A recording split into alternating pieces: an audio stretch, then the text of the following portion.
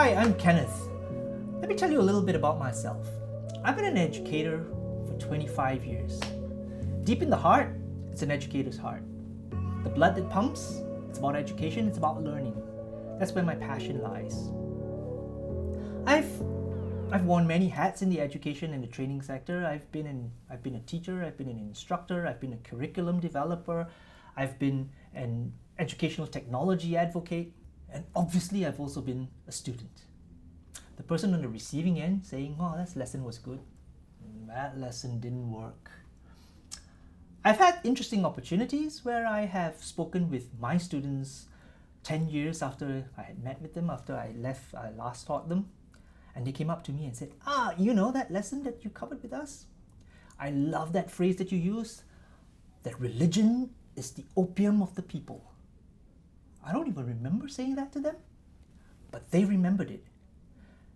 And it tells us that sometimes it's not the subject matter itself that attracts people to what's important. That one encounter had a very large impact on the way I've always viewed learning and training. It tells us that each one of us walks away from a lesson with something that just connects with them, something that resonates with them.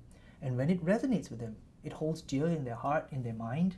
That's what's going to shape their beliefs, it's going to shape their attitudes. Me personally, as an educator, I've seen is that the pandemic has forced us to reevaluate the traditional beliefs that the face-to-face way of instruction, the face-to-face way of learning is the one and best way. Factually, I think that's not wrong. But I think we can also begin to see a shift. We can begin to see a shift away from the face-to-face, and it changes, it evolves the way we think about learning individually, as an organization, as a training institution, how we evaluate the effectiveness of the learning. We have been forced today to consider the reality, the impact of technology to support learning. In the past, whenever we had in the classroom or in the training environment, we had a face-to-face course and we had an e-learning component. We did evaluations quite differently. We said, how did you find the face-to-face instructions? And then another section, how did you find the e-learning instruction? We saw them as two separate components. And sometimes the evaluation was, we like the face-to-face because of the interactions and whatever else have you. The e-learning wasn't that great because we had problems with bandwidth and we had problems with accessing the content. It was slow, it didn't have... But we saw them as two separate things. We need to begin to look at learning as a holistic, as an integrated part. We learn in the real world in many different ways. If today somebody were to ask me, what is the difference between the Internet of Things and the Internet of Everything? Do you know I posed this question once to a group, and the first thing they did was they whipped out their phone. And they started typing away in Google trying to find the answer. So that's our reality, isn't it? When we are faced with a question that we don't know the answer to, we don't pick up the phone and call a friend. We don't turn to the person next to us and say, good question, what do you think? We go straight to technology. So in many ways, we need to recognize that technology is in fact a very, very natural way in which we learn. And I think if we start to now recognize that way of learning, that way of leveraging technology when we are forced to do it is it's an increasingly natural way that we are learning because we are so immersed with the technology in every part of our life today. We can start to see the efficacies of technology impacting learning. We need to give ourselves, instructors, instructional designers, curriculum developers, course administrators, we need to give them a chance. We need to give them an opportunity to prove the value of technology-enabled, technology-assisted, technology-empowered learning. We need to be able to embrace that change in that environment. And I think the technology forced us, or the pandemic situation together with the technology forced us to reevaluate learning in a different way. So we're talking about attitudes. When their attitudes start to change, it's going to be reflected in behavior. In the workplace, that's what's going to happen, isn't it? You can force a change in behavior, but we can advocate a change in behavior because we change attitudes. So if we can get to the point where we allow people to spend a little bit more time thinking about why do I need to do this in this way? And they can take their time to appreciate the learning and doesn't feel in that sense, I am coerced into learning this or to do it in this way because the group says so. But individually, I am more inclined to accept the change in position, the change in direction. I think we're going to find people's attitudes are changing because they themselves see that it's change and not perhaps so much from a kind of external coercion of sorts, a pressure, an external pressure coming from their peers to say, this is why we need to do it. Do I need to take a whole course just in order to learn a new skill because the program is designed that way so that I can get a certification? I go into a course and it says your learning objectives are A, B, C, D, E. I already know A, B, C, D. I only don't know E. So when I've taken the whole course, it says, well done, you have learned A, B, C, D, E. No, I've learned E. I already knew A, B, C, D. And I've just invested time and money and energy learning or relearning something that I already know. Is that right or wrong? I don't know. I mean, it's difficult to say, isn't it? Because in many ways, relearning the content reinforces learning. That's great. But in other ways, that's not what I really want, is it? I just want an incremental piece of learning. And I think when we start to look at modern learning for the workplace, we need to recognize that different people are going to learn differently. We can continue to have more comprehensive programs for people who like structure. We can continue to have them because there are people who need to see how one piece is linked to another piece. And therefore, they need to have that whole sense of flow, completeness. And there are others who go, don't waste my time. I only want to know A because that's what I need for my workplace. When we start to think of learning into these or learning of these new skills into these smaller bite-sized chunks, we're really thinking about how can we make learning design more nimble? How can we make it such that we can create incremental learning in small bite-sized chunks? Advantage to the company or to the training organization, to the school who's trying to redo these kinds of skills. Number one, I can do it quicker, right? Because now it's a small bite-sized thing. The turnaround from the time we say, this is a skill we need. Okay, we'll activate our resources, plan for it, find the right instructional models that we want to apply to it, put in the content, do the videos or whatever content material that we want, and get it ramped up, look for the assessment that needs to evaluate the person has done it, and we're done. Can we scale it? Of course we can. As more and more things come associated with it, we can slowly add to it. And that addition will also help the learner scaffold. This is what I know, this is what I know now. The next logical step is this new skill. If I can help you see the connection, I can make that skip, I can make that move a lot more easily. And I think that's pretty much what Vygotsky talks about in his principle of the zone of proximal development, right? So when we start to think about learning things that are just one step beyond what we are comfortable with, what we know, we learn so much more effectively.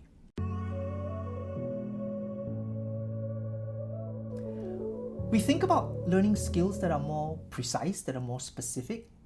In particular, if I can help you see how they're relevant to you today, to your job, to how you can get the promotion, to how I can put a smile back on your face because you feel that you are able to do things that you once didn't know how to do and that makes you happier. That's great, isn't it? I think that's the whole point behind learning. Learning then has also got to become a lot more practical.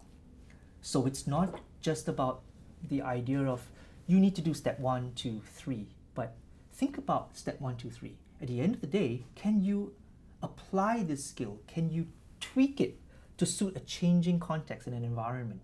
That is the true art of learning. So we would then be able to be adaptable. And when we can start to see that we can adapt something, then we know that we have learned it and we have learned it well.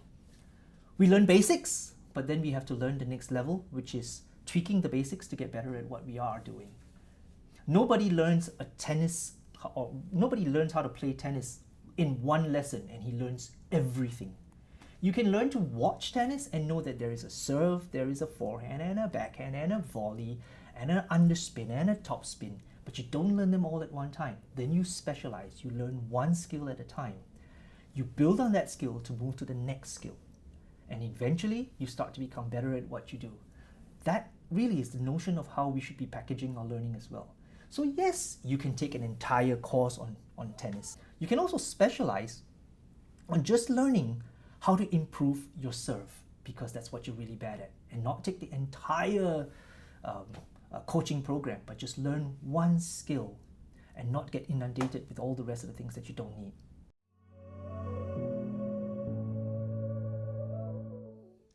A friend of mine and I, we were having coffee, and we had this little conversation about how important is formalized training and learning. The whole conversation started when we were talking about the difference between learning and studying. And I thought it was a fascinating topic. In some way, I never really thought about it that way. Is there a difference between learning and studying? Well, yeah. If you think about it, I like learning. I'm not a fan of studying, bluntly. If my teachers have been hearing this, if my teachers are today somewhere online and watching this video, yeah, I didn't really like studying. I like the learning part of it, not the studying part. And I think many of us can probably relate and associate with that. We know in the 70-20-10 principle of how people learn, 70% of what we learn comes from our experience, from whatever happens around us. When we go to the water cooler and we have a little conversation, when I come up to you and say, oh man, how the heck did you do that? And you say, oh, that's simple, let me show you. And I'm standing there with you and I'm watching you do it, and I go like, how is that again? Can you show that to me again? Can I now do this? And you correct me as I go, as I do it. That is how we learn most of the time. That is really about learning when we need to learn it. That is how we are most effective in our learning process. And yet, in many ways, we don't track, we don't monitor. We can't track, we can't really monitor that. Okay, but that's the greatest impact for how we learn. That's 70% of the time, or the 70% of all the ways that, of all the things that we learn. That's how we have been picking up most of our learning. So what we've been talking about is called informal learning. Yeah. The next piece is what we could call non-formal learning. So in the non-formal learning, this is where you have within your organization, within your school potentially, you have groups, you have collaborations for projects and so forth. And in the course of those projects, we are forced to come up with a solution to a problem that the company is facing, revamp the product that we have and create a new product. We talk, we discuss, we learn from one another. What strengths do you bring to the table? I didn't know you could do that. And what you can do, I can complement. And I can bring in new information to that table, and collectively, collaboratively, we create new things, and through that creation, we're learning. We're learning real things for real products, for real outcomes. That's the non-formal learning part of it.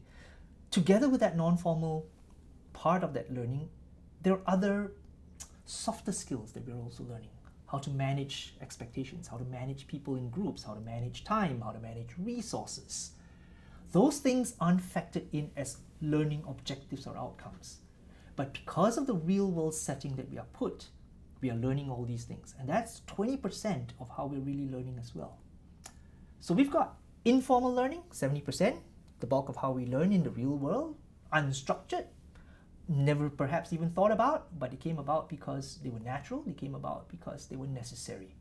20% comes from the non-formal environment, where we were put into groups, where we had activities that were organized, but it wasn't really formulated around learning objectives and outcomes. But we learned, and we learned important things. So the remaining 10% of what we learn, or how we learn, comes from formal learning, where learning objectives are how would I say this, are imposed upon us? I shudder to use that word because I know there are instructors who would say, no, they're good for you. A doctor imposes medication on you because it's good for you, whether you like it or not. Yeah, okay. But that's again coming back to the whole discussion about learning and studying, isn't it? So sometimes we are told of the importance, but it has to be timely. It has to resonate with us. 10% of the time of what we learn through formal learning is where 90% of our learning budget goes into. It's where we are capturing that's where we're tracking how much have you learned, how many hours of training have you put in this year, how many courses have you passed, how many certifications have you received. But all these little pieces of information account for what we tend to see as the obsession of learning. So I would imagine perhaps it's a good time for us to take a step back. Maybe we need to try and make the 10% more humanized, more human, more focused on learning than on studying. Maybe we need to start to look at learning from a perspective where the 10% doesn't really feel like the 10%. That the 10% is beginning to feel more like the 70%. How do we do that? The moment we start to think about learning in a more structured environment, we think formal learning. But what if I had online content that gave you more flexibility in terms of your time, in terms of your space, in terms of how much do you want to learn before you decide you don't want to learn anymore? So you decide. This course will try and teach you objectives A, B, and C. You decide, I only want A and B. I take the course for A and B and I stop. I may not get the certification. Doesn't mean I haven't learned A and B well. And as a result of that, maybe I'm a happier learner. A happier learner is a more productive person in the workplace because he has acquired the skills that he has picked up. Food for thought.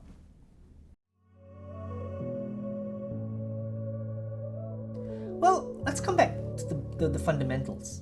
Why are we so obsessed about assessment? Because in many ways, from an organizational point of view, the assessment is proof that the money has been well spent. The assessment is proof that you have learned what you need to learn.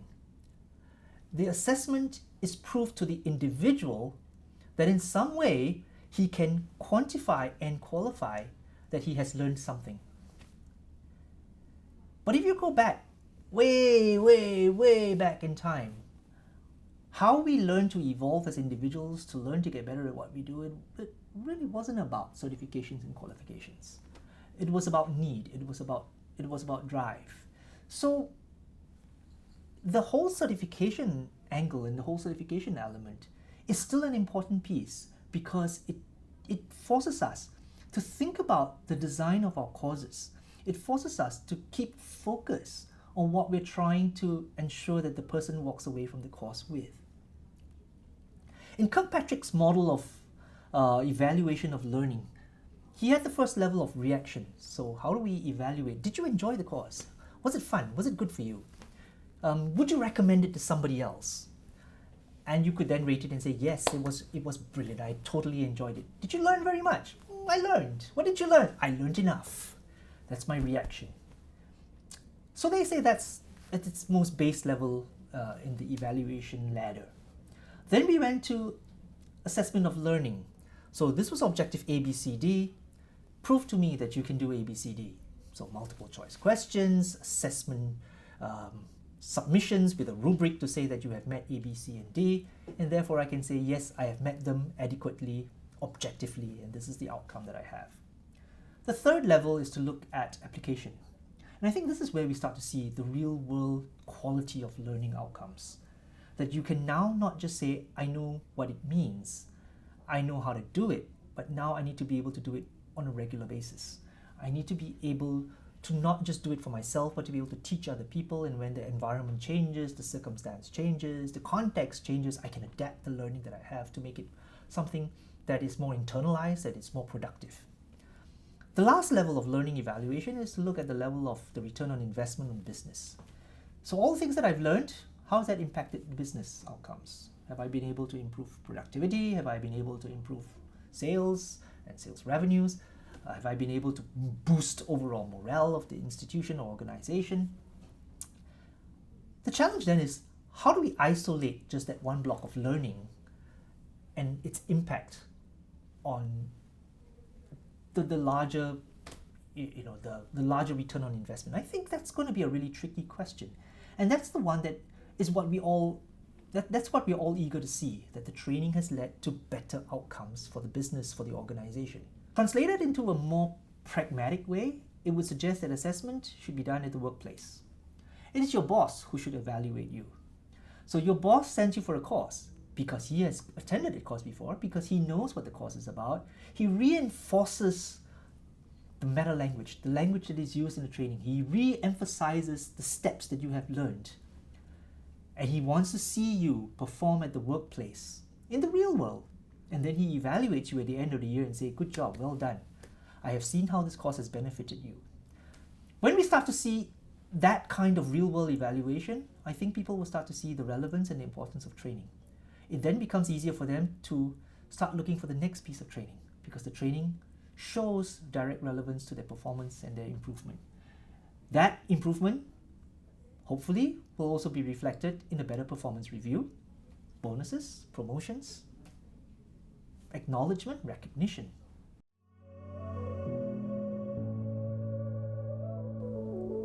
One last piece I would imagine is when we start to think about online learning. The challenge in the past with online learning is we have always designed online learning very differently from face-to-face. We hear a good amount of feedback that says that the learning is very sanitized. It's taken by some instructional designer and it's made it very formalized. It sometimes just doesn't resonate with people. Today, if you look at YouTube, you've got a 14-year-old kid teaching a 50-year-old how to do a pivot table in Excel. A 14-year-old who has no instructional training whatsoever. And yet he can teach a 50-year-old how to do a pivot table in Excel. Through the use of video, through the use of instruction, because it's driven by the fact that somebody needs to learn. So perhaps we need to start to think about creating video instruction. Why? Because that interaction, what you're now experiencing, for example, me talking to you, that whole exposure kind of evokes a lot more feeling. You hear, you see, the more senses that are involved, even if it gets to your emotional side of the house, it challenges your beliefs, it challenges your principles to how learning ought to happen. I think that kind of resonance will help you relate to the content a lot better. So that's it. I think the redesigning of learning to become much more nimble, to become a lot more concise, to be things that you could stack as you learn, to scaffold in, if you are more familiar with that term. Learn one piece, learn the next associated piece, learn the next associated piece, then take a step back and reflect on all that you have learned, piece them together, and then evaluate yourself as an individual. How far have I grown? How far have I learned? How much have I become more comfortable with what I now need to do in the workplace?